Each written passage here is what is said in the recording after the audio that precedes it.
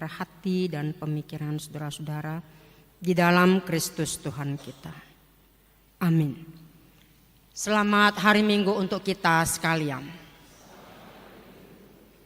Firman Tuhan bagi kita pada saat ini dari surat Rasul Paulus ke jemaat Tesalonika yang pertama, pasal 2 ayat 1 sampai dengan ayat 8. Demikian firman Tuhan.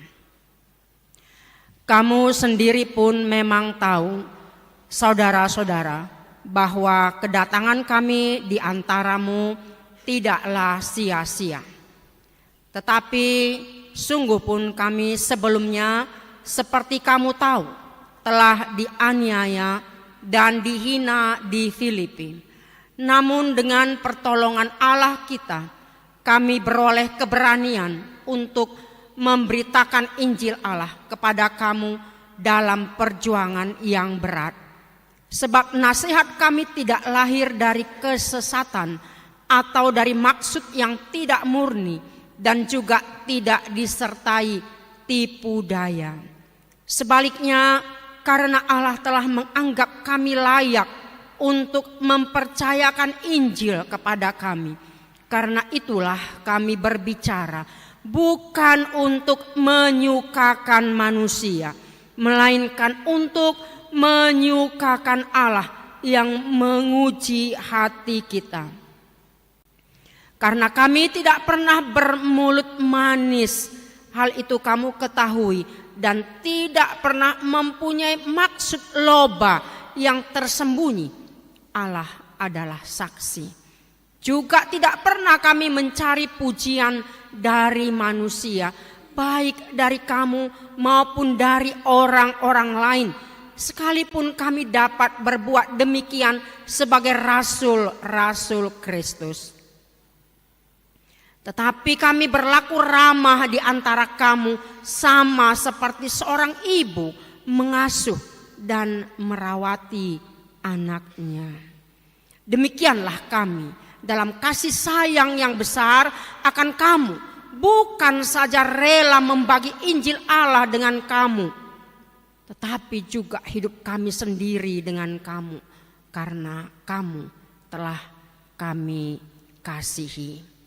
Demikian firman Tuhan. Bapak Ibu Saudara yang kekasih di dalam Kristus, dengan tema kita pada saat ini adalah keberanian memberitakan Injil karena pertolongan Allah. Jika kita belajar dari kisah pengalaman para nabi yang menyampaikan firman Tuhan dengan berani dan dengan lugasnya, mereka tidak takut untuk menegur dosa, menegur kejahatan yang telah dilakukan oleh umat Allah ataupun bangsa-bangsa lain.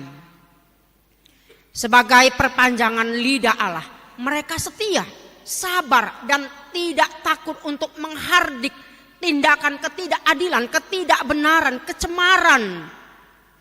Tak segan-segan mereka juga menyampaikan hukuman Allah yang akan berlangsung jika mereka tidak bertobat.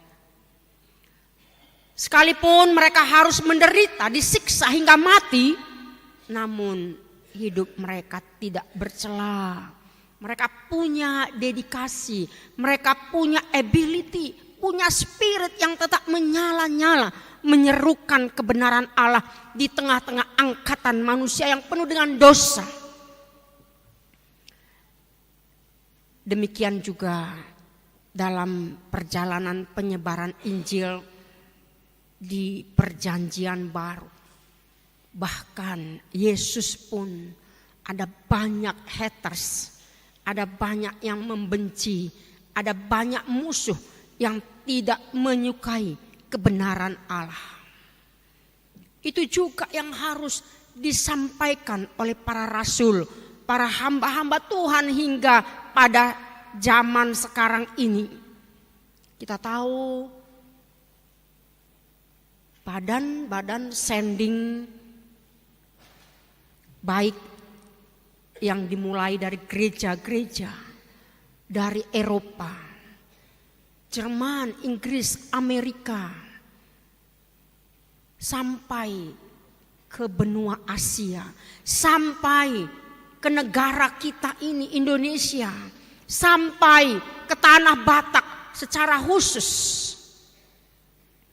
Munson dan Liman yang dengan berani membawa berita Injil agar orang-orang Batak diselamatkan dan menerima keselamatan dari Kristus. Mereka tidak menyayangkan nyawanya agar terang Injil bersinar di tanah Batak, dan impactnya sekarang orang-orang Batak diberkati, orang-orang Batak semakin maju, orang-orang Batak yang sudah menjadi percaya kepada Kristus berhasil menjadi berkat semua aras kehidupan ini. Amin. Dan hingga pada saat ini kita sudah menjadi berkat.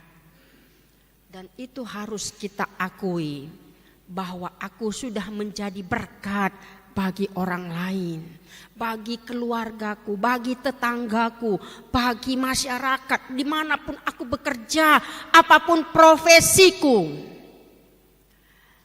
Namun masih ada saja kehadiran gereja tak dapat diterima oleh lingkungannya.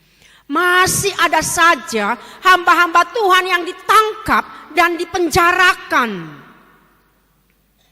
Semua hamba Tuhan menginginkan gereja dapat bertumbuh dan berbuah serta bertindak menjadi berkat dimanapun gereja itu berada.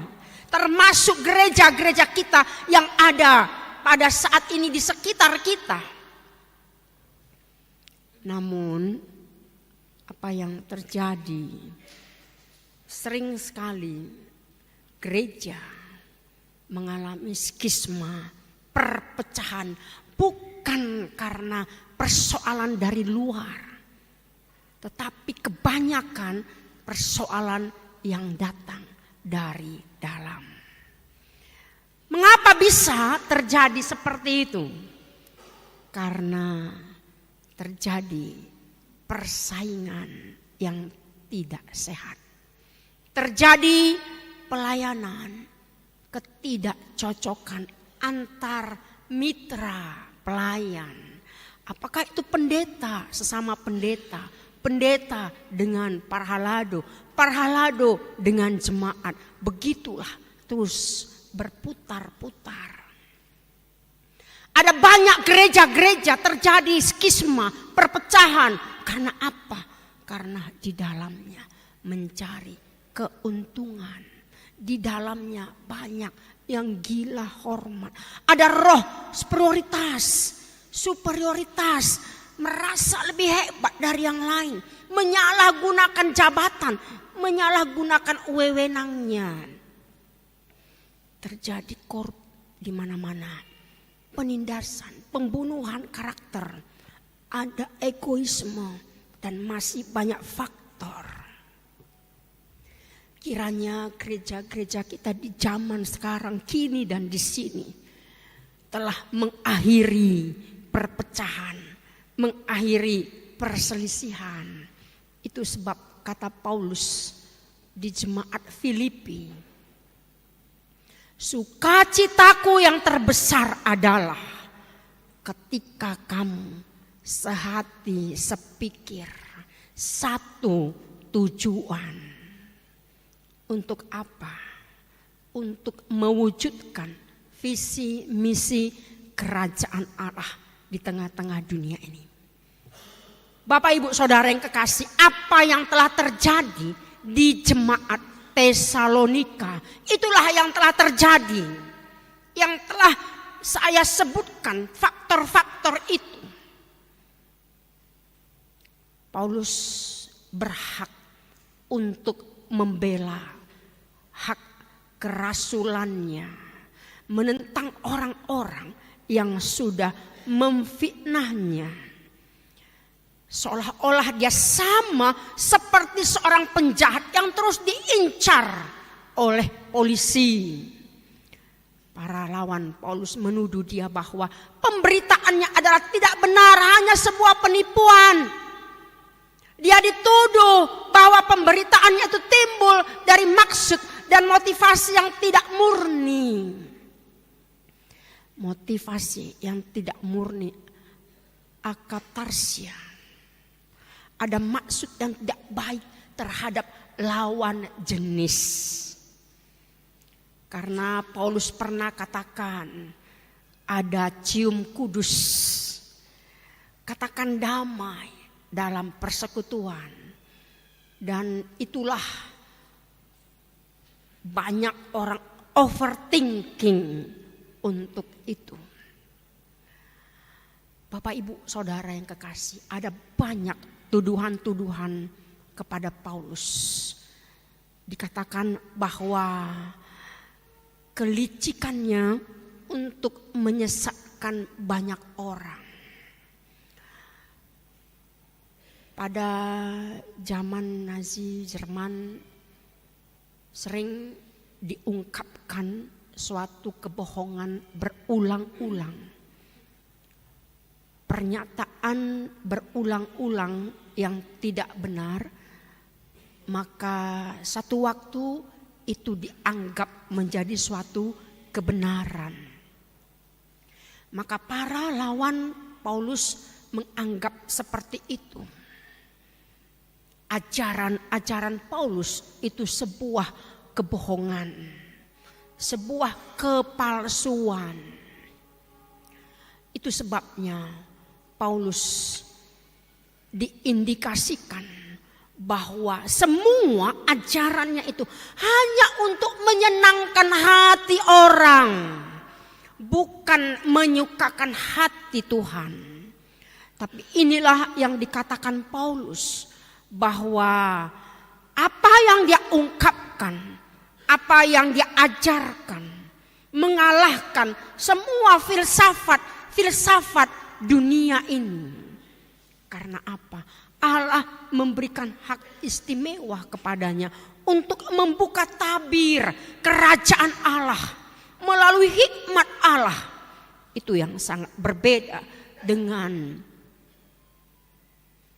rasul-rasul yang lain. Kalau kita baca dalam ayat 5 dan 9, orang-orang di Tesalonika mengindikasikan bahwa Paulus dengan semua ajarannya, dengan semua pemberitaannya mencari keuntungan dengan bermulut manis, kolakeia, bermulut manis supaya mendapat pujian, mendapat sanjungan. Tapi semua itu ditemplak oleh Paulus bahwa itu tidak benar. Mengapa? Dia sudah menderita, dia sudah tersiksa, menghadapi bahaya ancaman, di depan matanya nyawanya terancam hanya karena memberitakan Injil. Lalu bagaimana dengan kita pada saat sekarang ini? Memang firman Tuhan ini juga menemplak kami sebagai hamba Tuhan, para pendeta, para penginjil. Apakah khotbah-khotbah yang disampaikan hanya untuk enak didengar? Apakah pendeta itu harus menjadi seorang pelawak yang membuat lelucon-lelucon sehingga menyenangkan hati jemaat? Jika ditegur, oh jangan lagi pendeta itu diundang berkhotbah di sini. Pendeta itu tidak baik. Berkhotbah hanya menyentil, hanya menyindir. Lalu ada beberapa jemaat yang membenci kami. Atau apakah kami harus mengubah supaya kami menyampaikan firman Tuhan dengan bermulut manis? Hanya memuji jemaat-jemaat tertentu. Lalu menohok, menghakimi, menyampaikan dengan nada yang keras kepada jemaat yang punya masalah. Apakah ini dapat kita terima atau tidak? Ketika firman Tuhan dengan keras, dengan tegas disampaikan, banyak jemaat yang membenci pendetanya. Lalu apakah kami harus mengubah itu?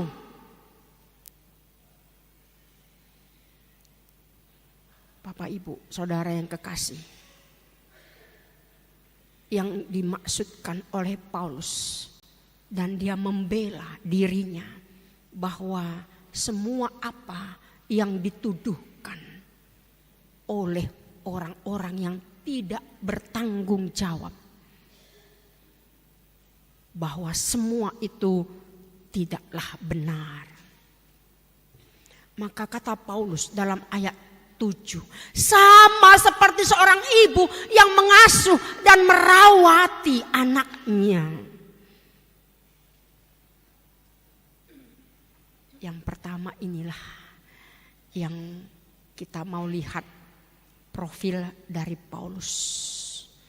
Saya harus banyak belajar bahwa Paulus sebagai role model dalam pelayanan. Pasti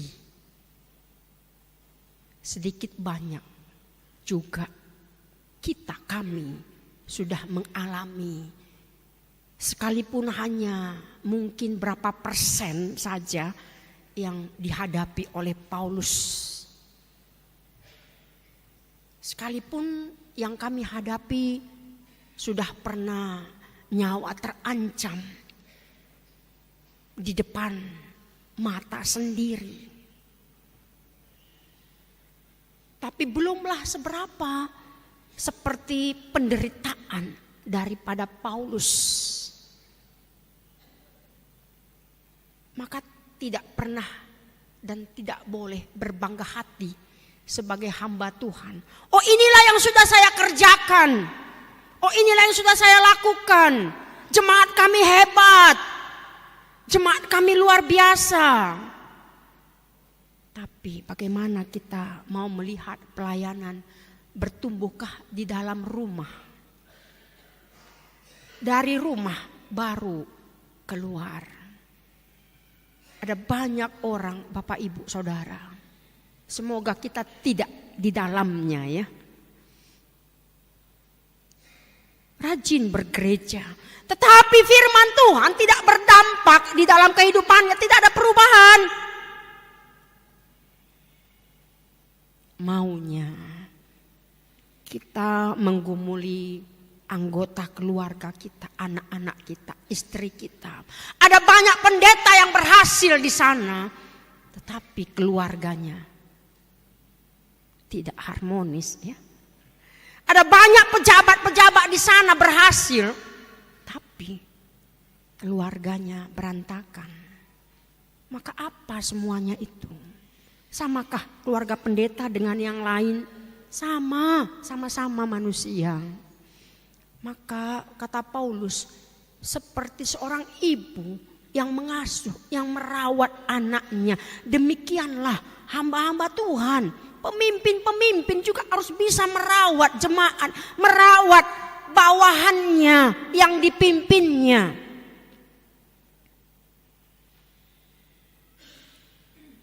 Bagaimana kita sebagai seorang ibu?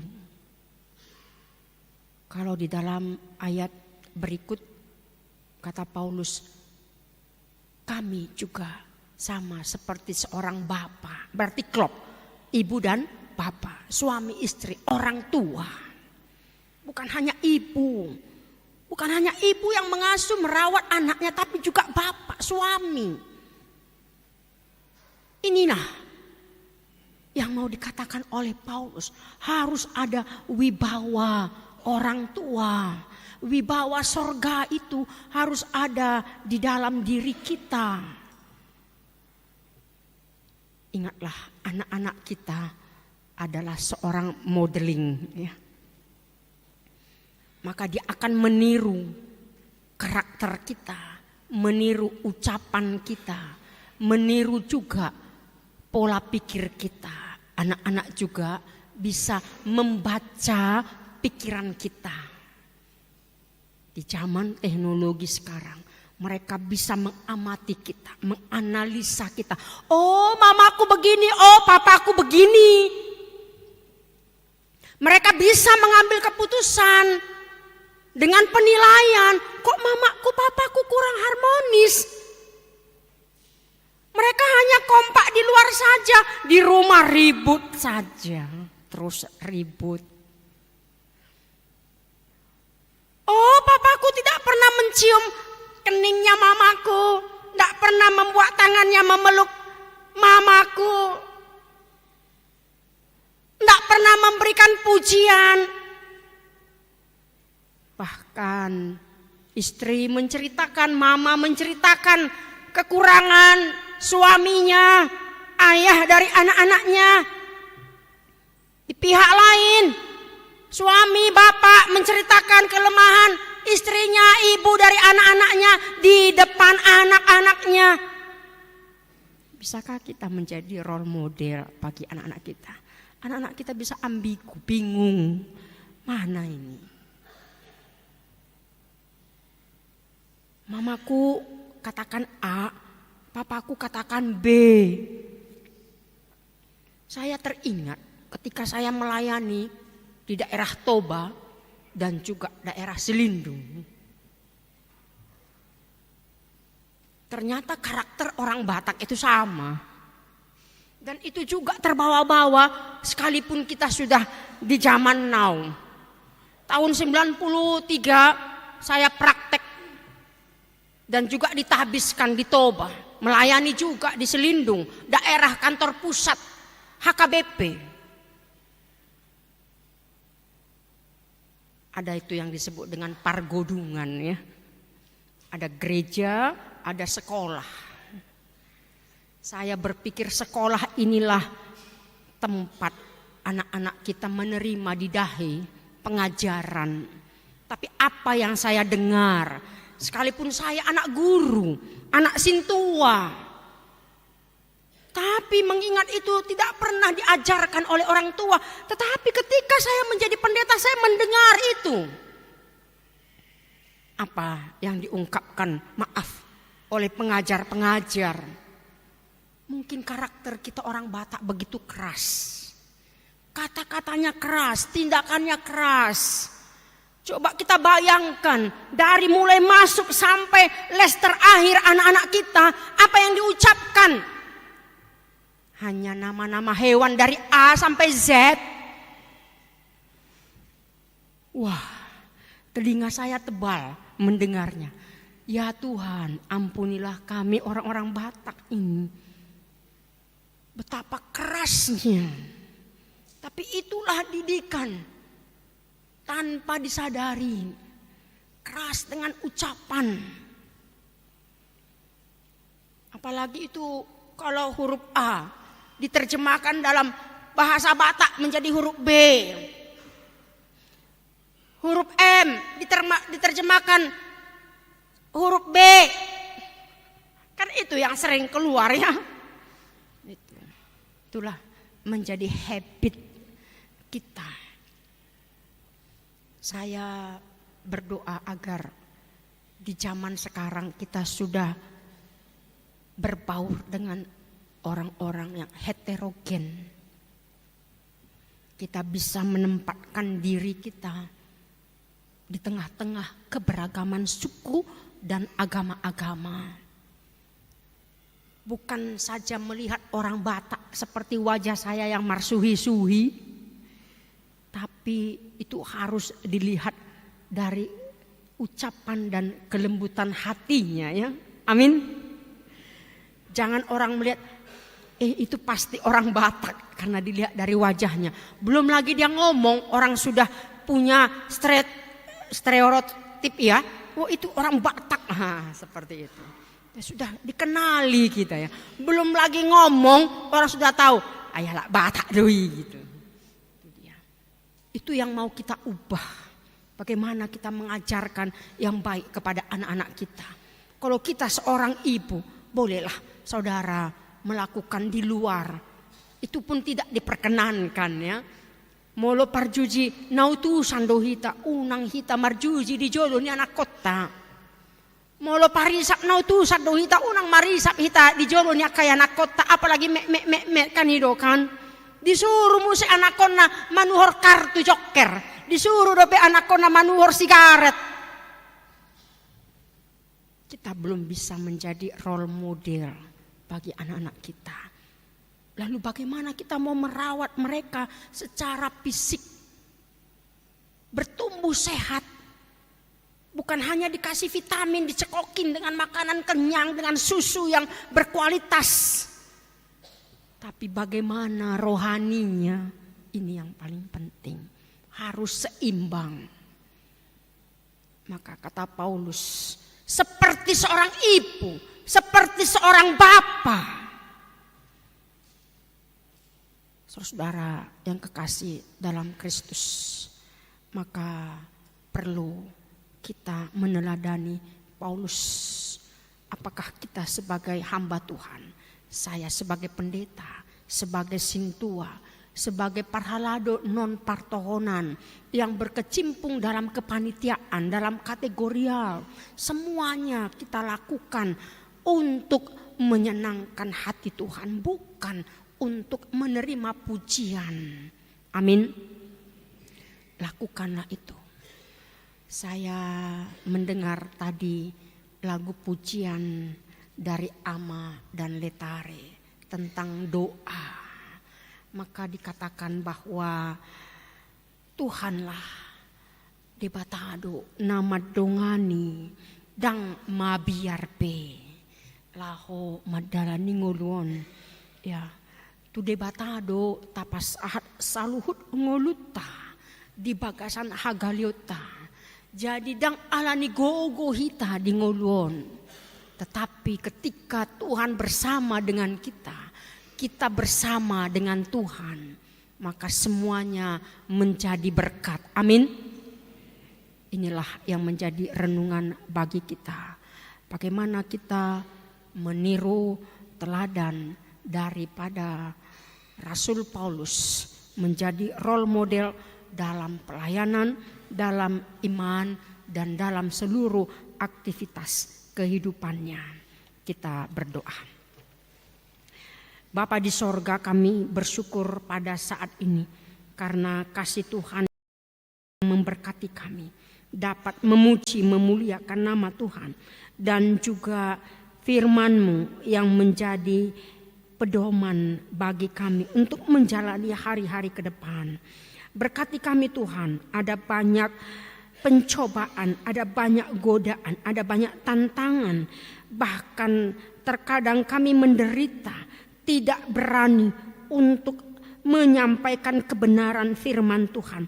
Tetapi hari ini kami diberikan keberanian untuk menyampaikan kebenaran yang daripadamu melalui sikap hidup kami, melalui tindakan kami, sehingga kehidupan kami boleh berbuah, diberkati, dan menjadi berkat dimanapun kami berada. Apapun profesi kami Tuhan, siapapun yang kami pimpin, terutama kami sebagai orang tua, berkati supaya kami memiliki wibawa sorgawi untuk memimpin keluarga kami, memimpin, mengasuh, merawat anak-anak kami Tuhan, sehingga kami dimenangkan menjadi orang tua yang patut dihormati oleh anak-anak kami, anak-anak yang patut untuk takut akan Tuhan. Terima kasih Tuhan, biarlah hari ini kami boleh diubahkan, kami boleh berpikir dengan positif, dan kami memiliki transformasi di dalam kehidupan kami ini. Terima kasih untuk segala berkat yang Tuhan berikan bagi kami.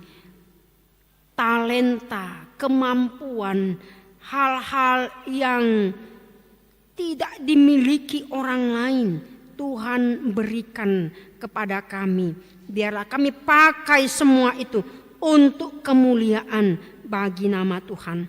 Bapa di sorga, di dalam doa syafaat ini kami mendoakan seluruh jemaat Tuhan, mulai dari bayi, anak-anak, remaja, pemuda, dan juga orang-orang dewasa, orang tua, lansia, dan semuanya Tuhan kami mau serahkan ke dalam tangan pengasihan-Mu.